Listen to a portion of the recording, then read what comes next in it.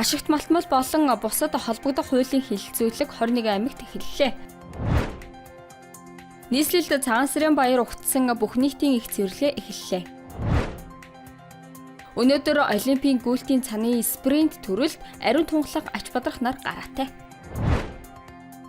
Мал мах сүү цагаан идэ жимсг нь худалдан борлуулна гэх хурамч зар байршуулж 222 хүнийг залилжээ. Лион төгрөгийн эсрэг чангарч байна. Улаан-Үдээс Бээжин хот хооронд шууд нислэгтэй болно. Ice Global-ийн цөөн хормын мэдээ эхэлж байна. Ашигт малтмалын салбар нь манай улсын нийт орлогын 28%, экспортын орлогын 94%, аж үйлдвэрийн салбарын 74%-ийг бүрдүүлдэг. Тиймээс салбарыг доктортой хөгжүүлэх, хөрөнгө оруулалтыг нэмэх, орон нутагт ээлтэй нутгийн иргэдийн эрх ашигт нийцсэн эрх зүйн орчинг бүрдүүлэх шаардлагатай байна. Энэ зорилгоор ашигт малтмал болоод газрын тосны бүтээгдэхүүний тухай хуулинд нэмэлт өөрчлөлт оруулах, газрын тосны тухай хуулийг шинжилэн найруулах, хүнд үйлдвэрийн тухай хуулийг боловсруулахаар салбар яам ажиллаж байна. Үүний хүрээнд өнөөдрөөс 21 аймагт холбогдох хэлэлцүүлгийг зохион байгуулж эхэллээ. Газрын тосны салбарын аж ахуй нэгж төрийн байгууллагууд, ашигт малтмал хүнд үйлдвэрийн салбарын аж ахуй нэгж төрийн байгууллагууд, за ингээд иргэний нийгмийн байгууллагууд, за төрийн захиргааны болон нутгийн захиргааны байгууллагын бүх оролцогч талуудыг энэ манай хуулиудын хэлэлцүүлэгт өргөнөөр оролцохыг урьж байна. Нийслэлд цагаан сарын баярыг угтсан бүх нийтийн их цэвэрлэгээ өнөөдрөөс 15-ны өдрийг дуустал үргэлжилнэ. Цэвэрлэгээнээс гарсан хог хаягдлыг даруй шуурхай тэрвэрлэх бөгөөд дүүргүүдийн 300-аас 500 орчим машин техник бэлэн байдалд байна. Шөнийн уртсгасан цагаар ажиллана гэж Улаанбаатар хотын захирагчийн ажлын албанаас мэдээллээ.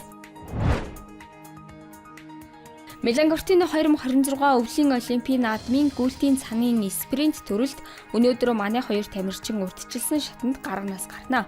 Ариун тунгалагын хувьд анхны Олимп, мөн анхны дебют нь болох бөгөөд тэрээр эмэгтэйчүүдийн төрөлд 89 тамирчинтай өрсөлдөнө. Харин 3 дахь Олимпиад оролцож буй ач авдаргын хувьд 95 тамирчинтай хүч үүснэ. Манай тамирчид 16 цаг 35 минут болоод 17 цаг 18 минутанд тус гараанаас гарах хуваартай байна.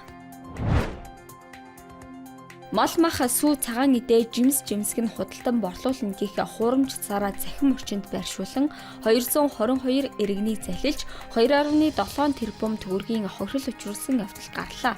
Гэмтэлгээдийг цагдаагийн байгууллагаас олж тогтоон шүүхийн захирамжаар бугуун хяналтын төхөөрөмж зүүлгэж сонгон хайрхан дүүргийн нутаг дэвсгэрээс гарахыг хязгаарлах дасан сэргийлэх арга хэмжээг авсан байна.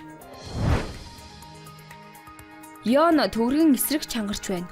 Тодорхойлбол 2025 оны 3 дугаар улиралд Лион 500 төгрөгийн ханштай байсан. Оны төгсгөлд ханш баг зэрэг өсөж 504 төгрөгт хүрсэн бол 12 дугаар сард 503 төгрөг болж харьцангуй тогтворцсон. Гэвч он гарсаар 510 төгрөгт хүрч улмаар Монгол банкны нэрлсэн ханшаар Лион 514 төгрөг болоод байна.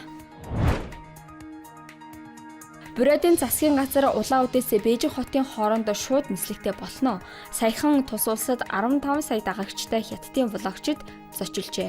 Захиалагчдын санал хүсэлтээс харахад хятадын олон оршин суугчид бюрод руу нисхийг ихээр хүсдэг байна. Түүнчлэн жуулчны урсгал нь улсын эдийн засаг хөгжилд түлхэж өгнө. Тиймээс шууд нислэгийг эхлүүлэх нь зүйтэй гэж үзэж байгаагаа аялал жуулчлалын сайд Алдар Доржиев ярьжээ. Ice Global-ийн цөөхөр мэдээ байлаа. Ажлын амжилт хүсье.